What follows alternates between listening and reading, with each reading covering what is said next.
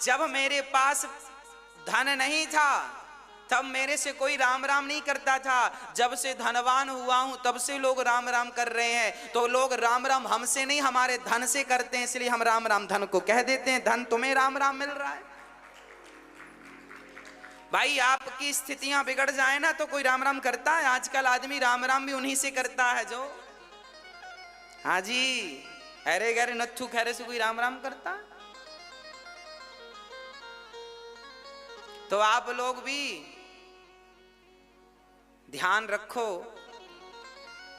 केवल धनवान का ही सम्मान ना हो, एक आम गरीब से गरीब व्यक्ति का भी हम सम्मान करना सीखें, आदर करना सीखें।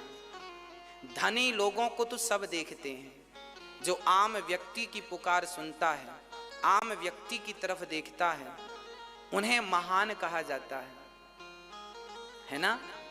इसलिए ये दास अनिरुद्ध ने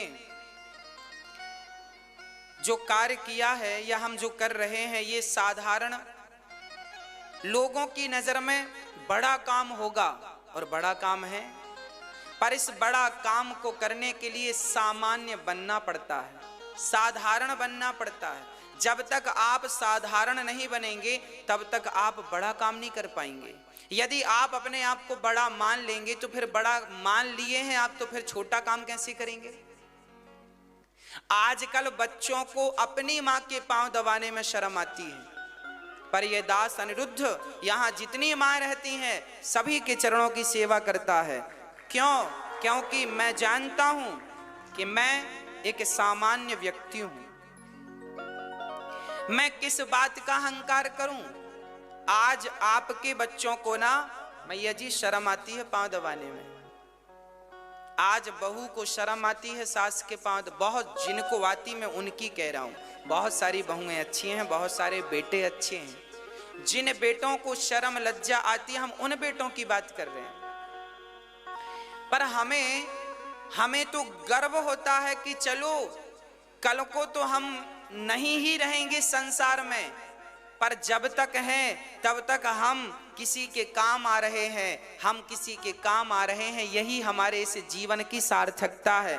इस संसार में आना हमारा सफल हो गया क्योंकि हमारा ये शरीर किसी के काम आ गया,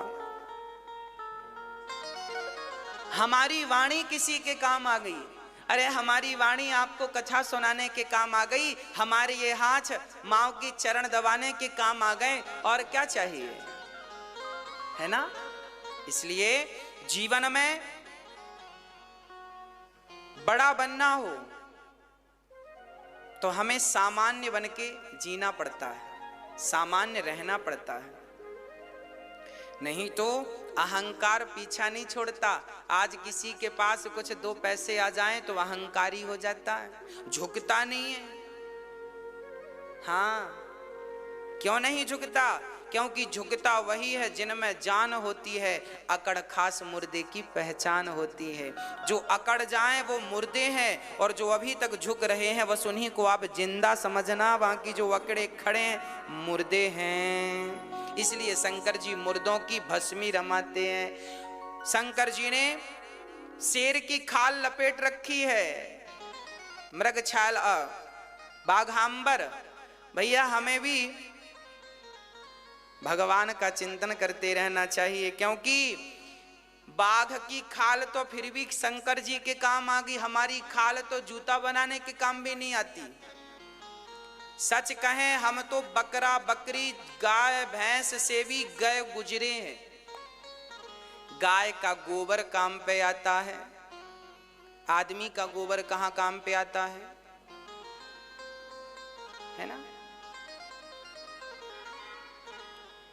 गाय की खाल काम पे आ जाती है।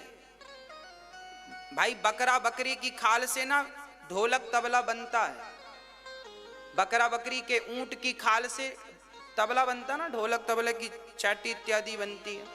हमारी खाल से तो तबला भी नहीं बजेगा, बजेगा। तो अब ये बताओ कि उनकी तो खाल भी काम पे आती है, उनका तो गोबर भी काम पे आता है, हमारा तो कुछ भी काम पे नहीं। तो हम उनसे भी निकृष्ट हैं कि नहीं? यदि हम यदि हम भगवान का नाम लेकर सेवा करके भक्ति करके अपना कल्याण कर लें तब तो हम उनसे श्रेष्ठ हैं। और यदि हमने सेवा नहीं किया, इन हाथों से हमने भक्ति नहीं करी, इस जिह्वा से नाम नहीं जपा, तो फिर हम तो उनसे भी निकृष्ट हो गए। यदि आपको उनसे श्रेष्ठ बनना है तो परमार्थ करके ही आप श्रेष्ठ बन सकते हैं, नाम जप के ही भक्ति करके ही श्रेष्ठ बन सकते हैं, नहीं तो हम उनसे गए गुजरे तो हैं ही, है ना। इसलिए शंकर जी बहुत बड़ा मैसेज। अच्छा, शंकर जी की बारात पहुंच गई। अच्छा, बारात देखने के लिए गांव की स्त्रियां, गांव के बच्चे लोग इकट्ठे होते, दुल्हा कैसा है देखें, दुल्हा कैसा देखें। अच्छा, दुल्हा कैसे? शंकर जी की बारात में भूत प्रेत डाकनी पिशाचनी, किसी के पांव ऐसे हैं तो किसी के ऐसे हैं पीछे की तरफ, किसी की धड़ तो है सिर का पता नहीं, और किसी के 7 सिर हैं तो धड़ का पता नहीं। अब बारात जब पहुंची तो सबसे पहले भूत प्रेत पहुंच गए।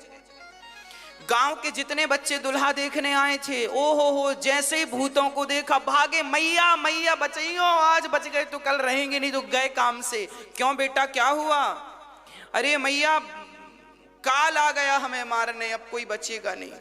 अब तो सारे भूत प्रेत आए और एक भूत जिसका सिर नहीं था, उसका धड़ ही धड़ था, उसने पूछ लिया गांव वालों से, सुनो हमारी रहने की व्यवस्था कहाँ है? जिससे पूछा उसके प्राण से निकल गए। कहाँ बताएं कि कहाँ रहो तुम। अब और तो और जब पंगत लगी तो पत्तल परोसने वाला कंफ्यूज था। क्यों कंफ्यूज? अब जिसके धड़ था उसे क्या पत्तल परोसे, और जिसके सर था, केवल एक सिरवस था, जस दुल्हा तस बनी बराता, को मुखहीन, लिखा रामचरितमानस में। जिसका केवल सिर था उसे तो पत्तल परोसगी, पर धड़ बाजू में बैठा था। अब पत्तल परोसने वाले ने सोचा इसे परोस सके नहीं और नहीं परोसे तो पकड़ ले।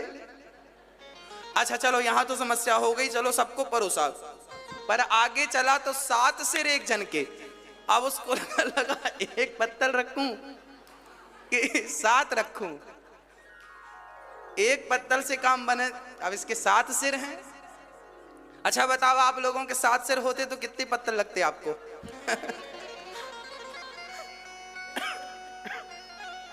7 पत्तल रखी उसने। और कुछ बाराती भूत प्रेत तो जाके रायतों के गंजे में डुबकी लगाने लगे। हर हर महादेव, रायतों के गंजे भरे थे उसमें डूबने लगे। हर हर महादेव, हर हर महादेव।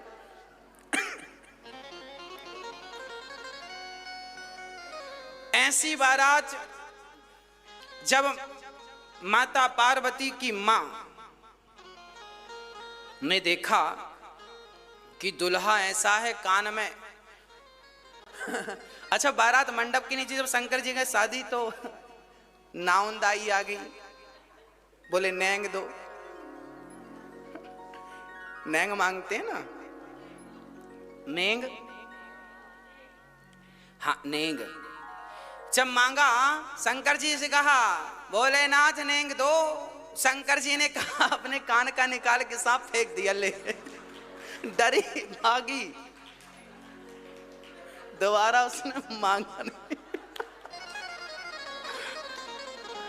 मांगा ही नहीं, भागी वो। अब क्या मांगे? उसको लगा कि दोबारा मांगे तो सिर वाला आएगा, बड़ा वाला। अब तो भाग गई वो। और पार्वती की मां बोली मैं तो विवाह ही नहीं करूंगी, अपनी छोरी की जिंदगी बर्बाद करूंगी, ऐसी दुल्हा।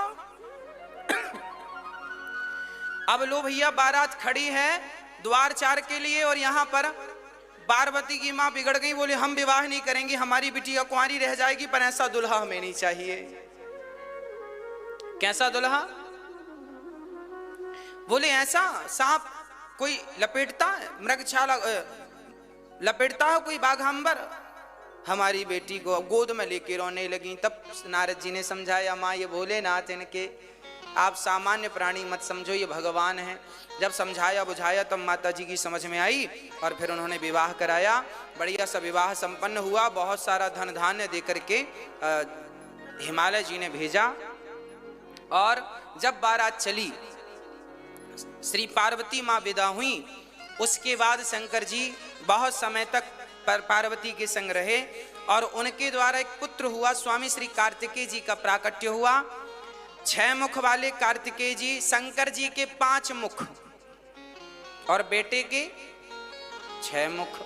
कार्तिकेय जी का प्राकट्य हुआ। कार्तिकेय जी बड़े होके तारकासुर को मारते हैं। और एक दिन बड़े शांत चित्त से शंकर जी बैठे थे। पार्वती ने कहा, हे भोलेनाथ, आज हम आपसे कुछ कहना चाहती हैं। हाँ हाँ कहो। तब क्या कहा? पार्वती जी ने कहा, हे नाथ, मुझे ये बताओ कि आप जो नाम जप रहे हैं, ये नाम किसका है? क्या ये वही दशरथ जी के पुत्र हैं? जिस राम का आप दिन रात ध्यान करते हैं, क्या ये वही राम हैं जो दशरथ के पुत्र हैं? जिन राम का आप दिन रात ध्यान करते हैं, क्या ये वही राम हैं जो सीता के लिए वन वन खोज रहे हैं, सीता सीता कह के रो रहे हैं? क्या ये राम वही राम हैं जो निर्गुण निराकार हैं? क्या ये वही राम हैं जो सगुण साकार हैं? क्या अलग हैं? राम कितने हैं? अच्छा बताओ, राम कितने हैं? एक। हमारे भारत में कोई पंथ है, मुझे बहुत ज्यादा जानकारी नहीं है, उन लोग कहते हैं राम 4 हैं, 3 या 4 कहते हैं। वो क्या कहते हैं सुनो, वो खासकर वो माताएं ज्यादा होती हैं वहां। मैया मैया, एक मैया मेरे पास आई, बोले गुरुजी आपको हम ज्ञान देंगी। हमने कहा दो, हमें तो ज्ञान मिले तो लेने में नुकसान क्या। उन्होंने हमें ज्ञान दिया। बोले सुनो, एक राम दशरथ का बेटा, एक राम घट घट में लेटा, एक राम का सकल पसारा, एक राम का सब जग सारा। उन्होंने टोटल 4 राम कह दिए, है ना? उन्होंने कहा 4 राम हैं, आप किस राम की पूजा करते हैं? हमने कहा बहन आप बड़ी कंफ्यूज हैं। उन्होंने कहा हम कैसे कंफ्यूज हैं? हमने कहा आप कंफ्यूज ना होती तो आप ऐसी पागलों की तरह बातें क्यों करती? उन्होंने कहा क्यों? हमने कहा मेरी मां, जिन्हें तुम 4 कह रही हो वो 4 नहीं है, एक है। बोले कैसे? हमने कहा सुनो ऐसे। हमने कहा शब्दों का हेर फेर हो गया है, बस और कोई बात नहीं है। हेर फेर किसका है? शब्दों का। कैसा हेर फेर है? हमने कहा सुनो, आपने कहा एक राम दशरथ का बेटा, एक राम घट घट में लेटा, एक राम का सकल पसारा, एक राम का सब जग सारा। हमने कहा इसे ऐसे मत कहो, इसे ऐसे कहो, वही राम दशरथ का बेटा, वही राम घट घट में लेटा, उसी राम का सकल पसारा, उसी राम का सब जग सारा। अभी इनके हिसाब से 4 हो रहे थे, हमारे हिसाब से कितना हुआ? इनकी गणित कमजोर है, हिसाब किताब करना नहीं आता। अरे राम 4 नहीं है मेरी मां, राम तो एक है, आपका गणित कमजोर है। वही राम दशरथ का बेटा, वही राम घट घट में लेटा, वह राम ही निर्गुण निराकार है, वह राम ही सगुण साकार है, वह राम ही नारायण है। फिर प्रश्न खड़ा हुआ कि कैसे? तब शंकर जी ने पार्वती का प्रश्न सुनकर बड़े गदगदवास, देवी आपने तो हमारे ऊपर बड़ा उपकार कर दिया। उपकार किस बात का? बोले इसी बहाने अब हमें कथा सुनाने का मौका मिलेगा। सुनो। प्रणाम करते हैं राम जी। राम को प्रणाम करके शंकर, तुम्हारे जैसा मुझ पर उपकार करने वाला को देखिए, जब कोई भगवान की कथा पूछता है भगवान के बारे में, जैसे आपने हमसे भगवान के बारे में पूछा तो आपने अपना उपकार तो किया, पर हमसे भगवान के बारे में पूछकर आपने हमारा भी उपकार कर दिया। ये बड़ी बात है। जब श्रोता, जब आप लोग कथा करवाते हैं ना, तो आप पर तो उपकार ठाकुर जी करते ही हैं, आपके माध्यम से हम पर भी उपकार ये होता है। अब देखो, हमसे राम कथा आती नहीं है। हमारी मैया जी ने बोला गुरु जी, हमने कहा मैया जी भागवत सुन लो। बोले नहीं, हमें तो राम कथा ही सुननी है। हमने कहा आती नहीं है। उन्होंने कहा जैसी आए आप सुनाना, पर हमें राम कथा सुननी है।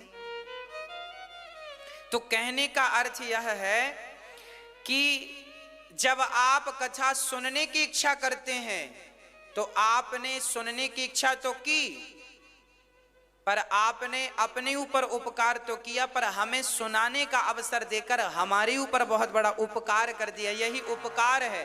पार्वती से शंकर जी कह रहे हैं कि आपने हम पर उपकार कर दिया। कौन सा उपकार? जो राम के बारे में पूछ लिया।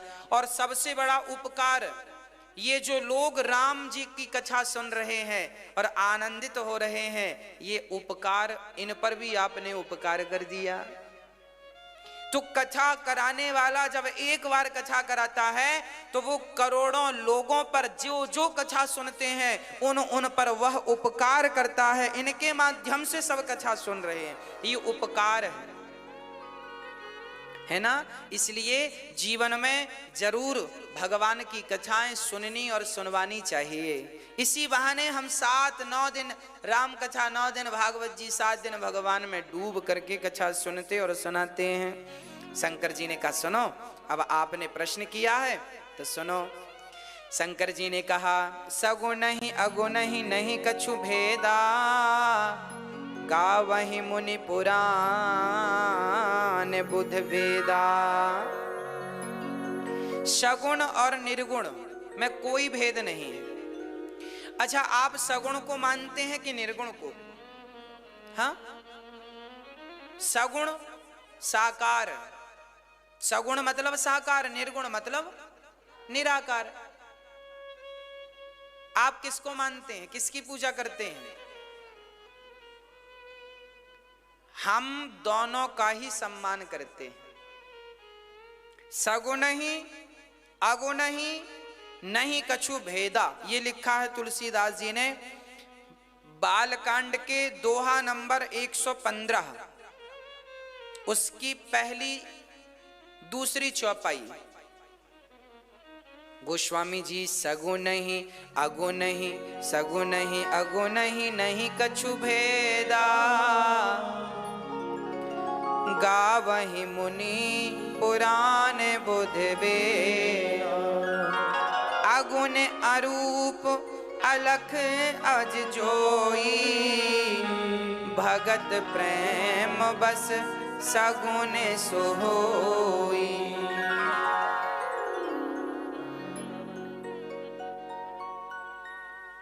सगुण ही अगुण ही, कितनी बढ़िया बात है।